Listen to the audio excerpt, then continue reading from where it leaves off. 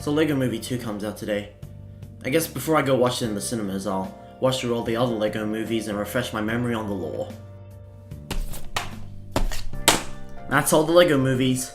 There's no other one to check out. It's just the original and the Batman one. No third one about ninjas. It's still the Lego movie. I mean, both movies came out in February.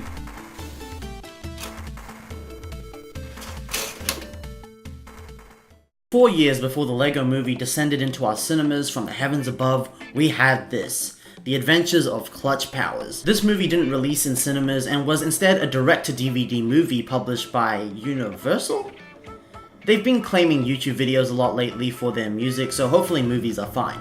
No one cares about this movie anyways. There's virtually no videos on it other than some trailers and another one comparing it to the Lego movie. It's basically the first Lego movie because Bionicles doesn't count. There's literally nothing Lego about the Bionicles movies. And there's also nothing Lego about Ninjago and Chima. I don't get it, these are originally Lego products, but there's no Lego. But enough complaining about Lego not being in Lego. Let's see what the cash grab has to offer.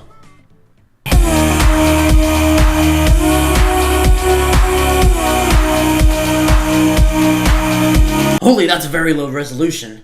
DVDs are ancient technology.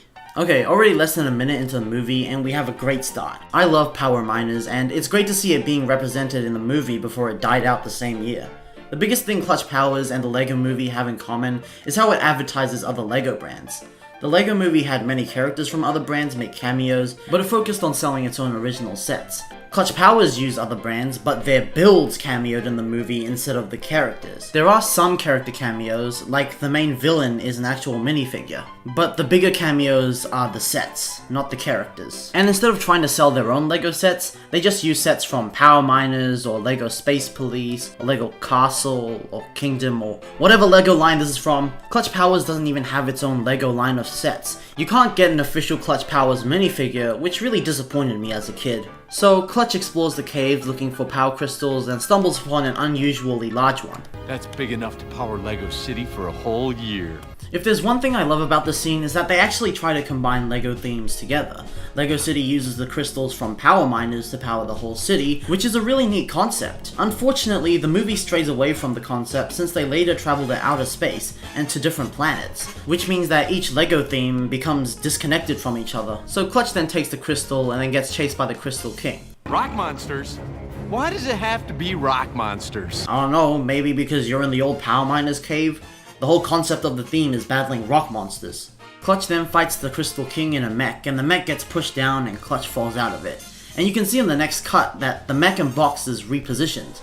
After breaking the laws of physics, Clutch finds himself trapped in a tunnel, and that he kidnapped a baby. Then he picks up a random pink thing off the floor and puts it into the baby's mouth. For all we know, that could have been some gum left behind. This is pretty much child abuse. The Crystal King should take Clutch to court. So Clutch returns the baby, and the Crystal King gives him a crystal that's part of him. He didn't just pick a random crystal off the ground, it was part of an actual living being. One of the most memorable aspects of the Lego movie was its soundtrack. Almost specifically, a single track from that soundtrack. Everything is Awesome. A parody of modern day pop music. Clutch Powers has I Work Alone, a song about Clutch working alone. Both Lego movies have a main theme that highlights the main character's flaws, which is a very specific coincidence. Everything is Awesome is about everything being all good as long as you're working together and following rules, which is Emmett's main flaw. Then you have Clutch, who only works alone and hates being part of the team. Wait, this is the exact opposite of Emmett. Everything is Awesome sings about how you have to be part of a team, and you all have to be side by side. It's kind of a humble song. Clutch is just egotistical and says everyone wants to be like him and that you can't blame them for that. And I don't blame Clutch for being so egotistical. People let him drive through construction sites, drive over road lines, drive up ramps, and fly over traffic. And look at this! Clutch, thanks for helping us catch the crook! Yeah, thanks! Yeah, thanks a lot! Even the criminal is thanking Clutch. He's the living embodiment of yellow privilege.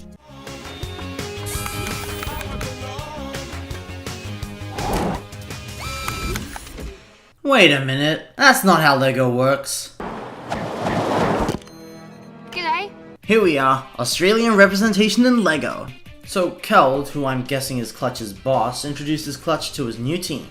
Brick, the guy who loves explosions, Peg, the attractive girl, and Bernie, the clumsy guy. Hi, everyone.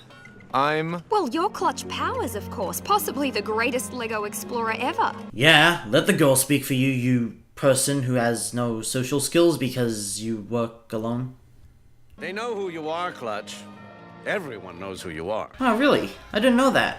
You know, after everyone started greeting Clutch as he drove through Lego City, I thought they were all his friends. But no, it seems like Clutch is just famous. Who would have thought? Thanks for clearing that up for us, Keld. So apparently Clutch has a father, and by the way he talks about him, it doesn't seem like he likes him very much.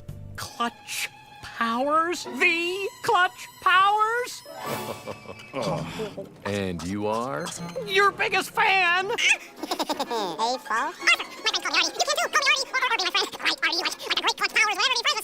Flo. Artie. He knows my name!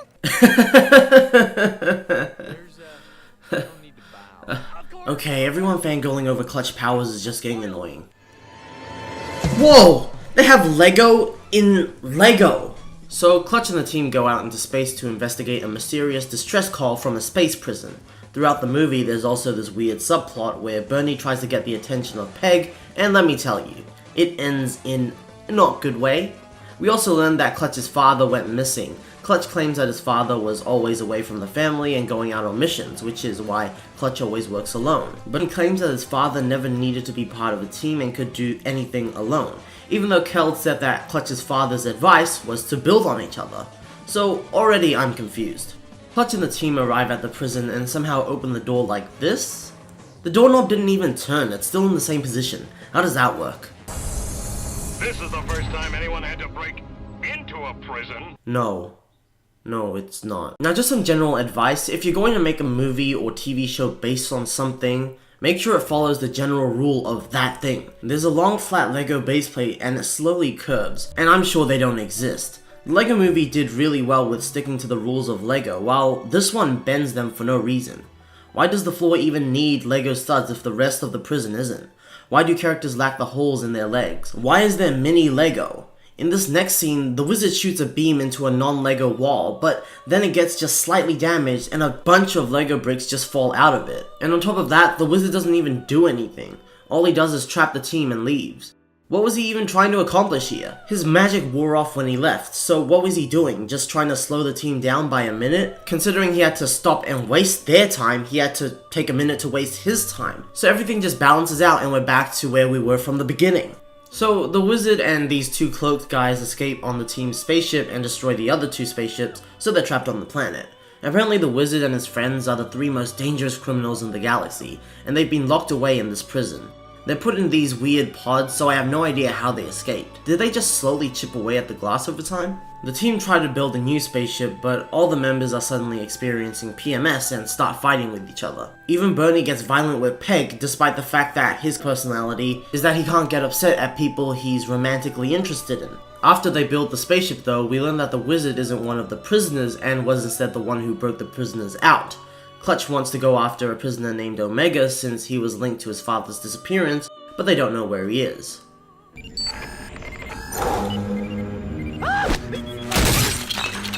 Say hello to prisoner number 1. Wait, what? So he is a prisoner? Then how do you not know where Omega is? I guess they could have dropped Omega off on an unknown planet before traveling to another, but then how do you know it's specifically the wizard who's still on the ship? Keld also goes on about this thing called a creation spark, which I guess is an attempt at more world building, but just sounds stupid. Maybe they just didn't want to say words like killed or destroyed to keep a G rating.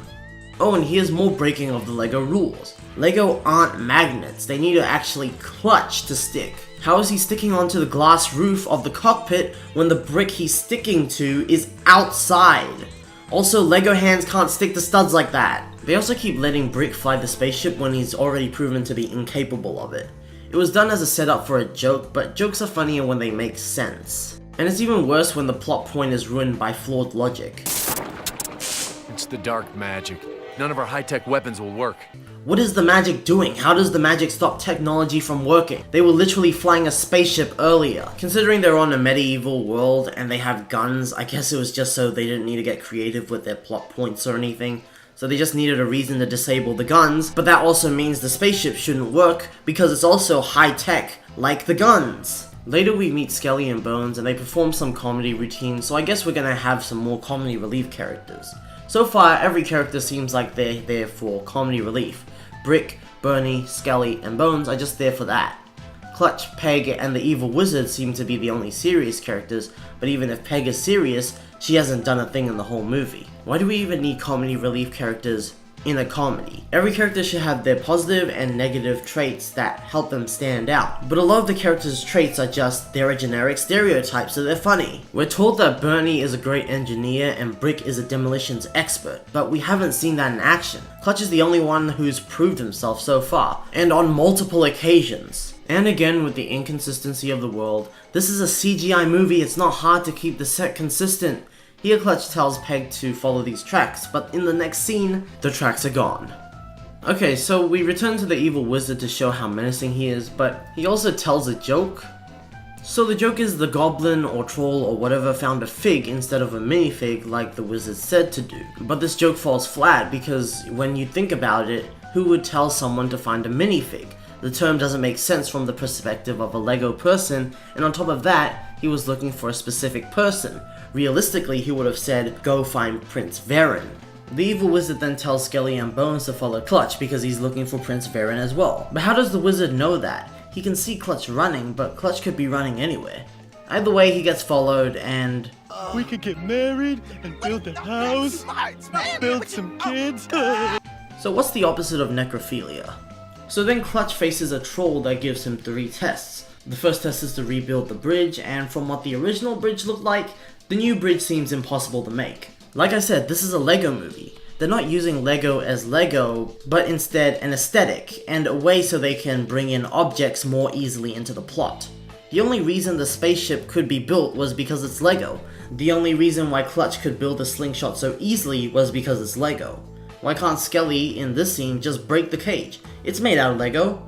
They literally tackled this problem in the Lego movie by sticking gum to stuff, and since gum isn't Lego, it's impossible for actual Lego characters to unstick from. Of course, Clutch Powers takes place in a world where Lego is actually alive, and not just toys, so the story should build around that issue.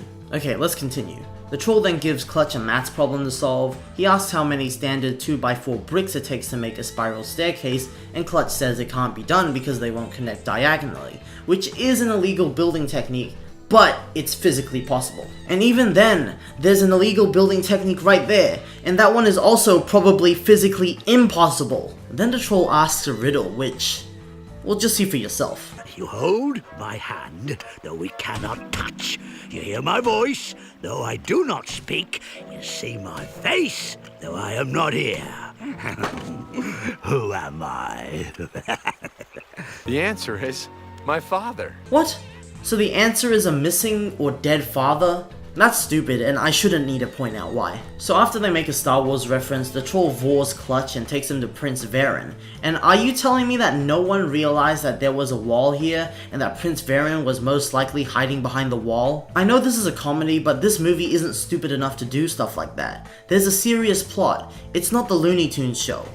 You built it, but aren't you why? Why is a disgusting, horrible, nasty-looking troll fighting for the good guys? Whoa, there's some racism in this movie?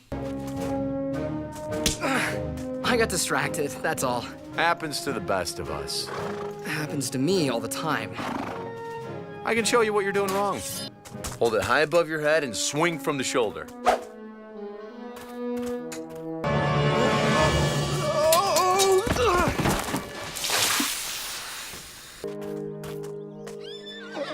I told you I'm no good with a sword.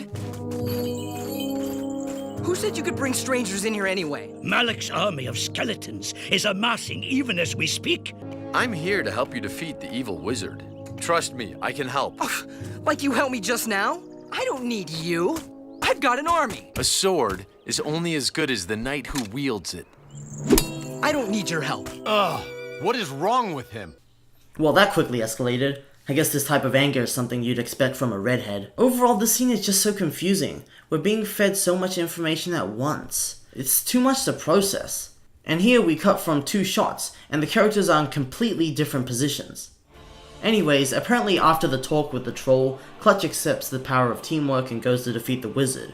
who's called Malik by the way, sorry that I didn't mention that earlier, but he goes to defeat him with a small team, and then out of nowhere, Varen changes his mind? Why did he change his mind? Who cares, this is a direct-to-DVD movie, we don't need good writing. So Peg and Varen swap headpieces so people think Peg is Varen, and for some reason, Varen's army just goes with it. And why are Peg's earring pieces part of her head? That's not how LEGO headpieces should work. Also, Malik's full name is Malik the Malign, but malign isn't a noun, so he can't be the malign. It's a descriptive word. It should be Malik the Malignant Mage. So Varen and Clutch infiltrate the Skull Castle. Varen drops the sword and then the sword disappears from where it was dropped. The two get captured and there's a big fight. They retreat and for some reason there's another battle cart headed towards the battle and the rest of the team crashes. They have a stupid argument and Bernie gets Peg's spare hair out of nowhere. I don't even know how they still have it. It should have been gone since it was in the spaceship Malik stole. Clutch then sends a message that says LEGO, which for some reason inspires the team to work together. But Bernie starts to panic instead, so Peg has to use her past experience as a prostitute to motivate him as well, and the team put together a car that's probably impossible to build. Peg calls the dragon she met earlier by following the despawning tracks and saves Clutch and Varen by dropping the cage they were in. So if they could survive that fall, why didn't they just jump out of the cage? There was clearly enough space to do so. The wheels on the battle car get jammed for whatever reason, and Bernie gets stuck despite the characters lacking the holes in their legs to put studs into. This scene was obviously put in just so Peg could save Bernie, so the terrible romance subplot would actually go somewhere. Clutch finds the sword that Prince Varen dropped, which is leaning on the stairs instead of lying flat, and presents it to Varen. Clutch gives a generic speech to Varen about his father's strength still living in him, to encourage him to use the sword. Then shortly after, this happens.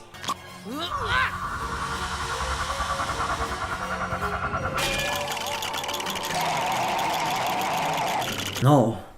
But what's even worse than that defiance against physics is how Skelly and Bones' bodies are mixed together in a way that LEGO skeletons wouldn't be able to join. And even if they could, how would the gear hit them in a way that would reassemble them in such a manner?